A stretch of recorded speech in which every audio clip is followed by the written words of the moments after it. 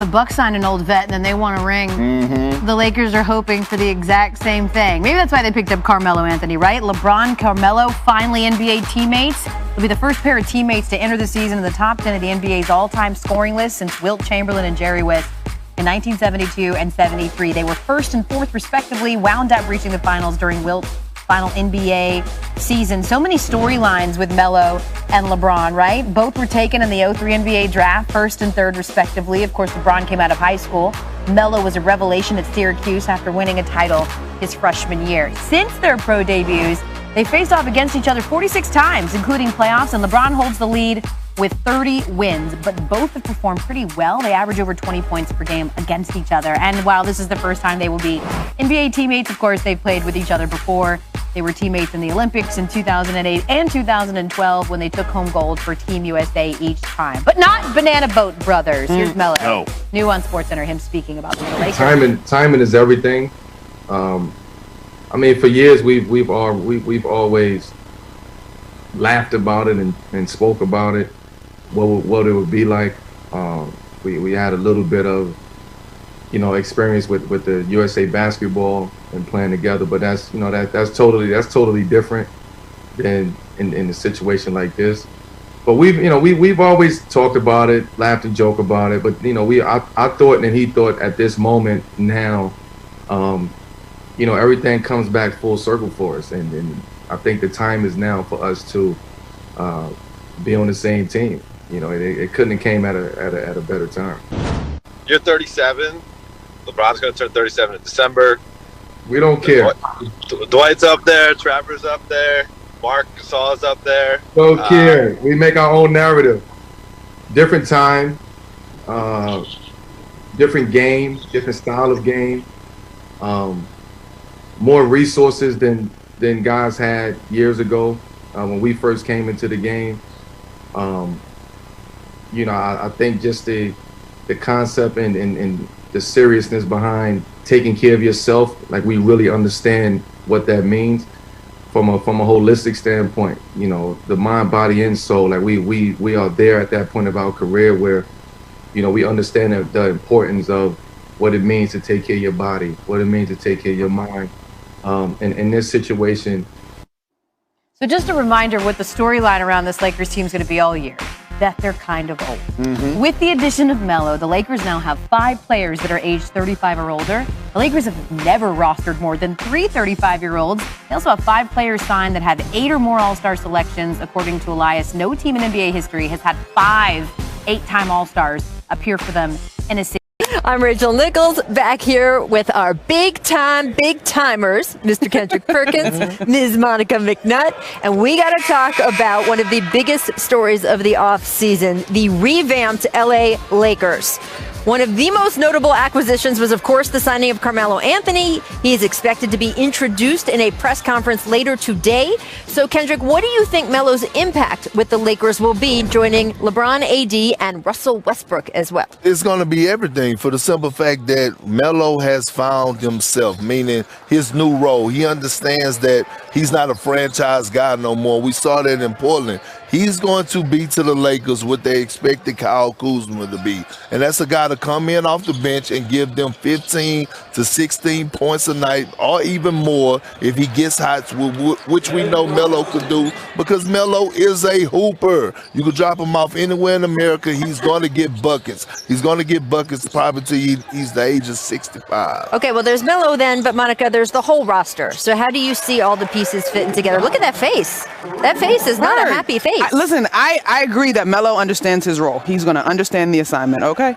But I don't think that's enough to get this team over the hump. When you look, Russell Westbrook's statistical best year was back in the 2016-2017 season. LeBron averaged a double-double last season, but that was the first time he'd done that. So you argue that he didn't even that formula for him has not equated to necessary success, right? And then Melo, who I love, I want Melo to get a ring.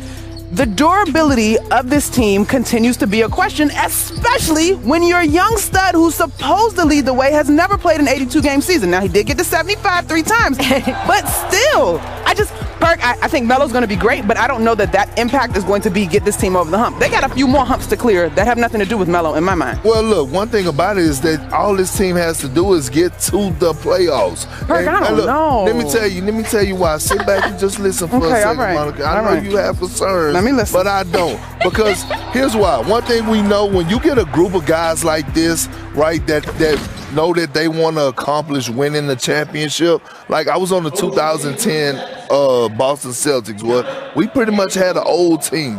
When you come together collectively and you know that you're old, we had Rasheed Wallace. He had a bad back. Although we didn't win, we had Kevin Garnett. Like, those guys were getting up in age. But when you have that mindset of putting your pride aside and doing what's best for the team, like maybe LeBron James playing the power forward position, Anthony Davis playing the 5, Dwight Howard still could jump out of the gym. And I think people don't give Russell Westbrook enough credit for his decision making. This is a guy that led the NBA last year in assists. He led it in assists with a lot of G League guys around him. Perk, I hear you. I think you're probably not wrong in that assessment. In fact, a recent conversation I was having compared this group to the 04 Lakers. They got there and couldn't clear it, right? I just think the West is not waiting. With that 04 Lakers okay, team let's just go to the age of the basketball part. Let's just keep it real simple. The West is not waiting. Like, I just don't see where there's enough room. Don't you? First of all, don't give me all this. I'm pleading. I'm not snapping. Listen, because I'm telling you this, all right? One thing about it that we fail to realize is that the most important piece is Anthony Davis. Who can't stay healthy. Okay, but when he is healthy, he dominated in great fashion. Did he not deliver a championship? Yes. Okay, there is more of a risk that he's not healthy. There have been seasons he's been healthy, and you just identified some of them. Okay. It's just a risk. Sometimes it works out. Sometimes he's had some bad luck. Do y'all have, so who in the 7-game series, you name me one team that could beat the Lakers? I think, okay, that's a little tough. I think the Warriors are reloading, and I think the Utah Jazz are going to have that similar experience to what the Milwaukee Bucks have had in terms of being close and coming up short. Lost to the Clippers. Did you hear what I said? Similar to the Milwaukee Bucks experience. Okay, they needed that. I got another Western Conference team we got to talk about. Luka Doncic coming off, of course, a strong Olympic performance. This man is about to get paid. According to our own Tick McMahon, a Mavericks contingent, including Dirk Nowitzki, Mark Cuban, new GM Nico Harrison. They brought everybody, and they have arrived in Slovenia to present Luka with his $207 million Supermax. Here is some video. Just Dirk Nowitzki walking around, not attracting any attention or anything. They're not wearing masks over there, y'all. Can you imagine? I mean, they're outdoors. You're right, Rachel. They're outdoors. I don't know. Look, Kendrick, what more do the Mavs need to do to build a team around Luka that the Mavericks could get into this argument y'all were just having about who can win in a 7-game series? Because $207 million is lovely, but he also wants a ring. He do, and I think the first step was getting Jason Kidd in there. You know, I always preach about a change of voice in the locker room changes everything. And now Jay Kidd could get Luka to buy into making Phil Porzingis wanted again. That's a huge thing. And I understand people saying, oh, he need to get out of his feelings. He getting paid a lot of money. But sometimes you have to coach each player differently. And sometimes you may have to stroke and feed their ego to get the best out of their player. Remember, 2 years ago, Luka and Porzingis they had the highest scoring duo in the bubble. Yeah. They both was averaging around 30 points. So if you could just get those two on one accord, then you have a great foundation to start from. He needs a number 2. It's solidified number 2. If Porzingis is going to emerge as that guy, cool. I don't know if Hardaway can emerge. I'm a Tim Hardaway Jr. fan, but I don't know if he's capable of being that guy. He needs a solidified number 2 because we've seen teams are like, all right, let Luka get 50, just cap everybody else off. But the key question with KP is, can you trust him to play the 5?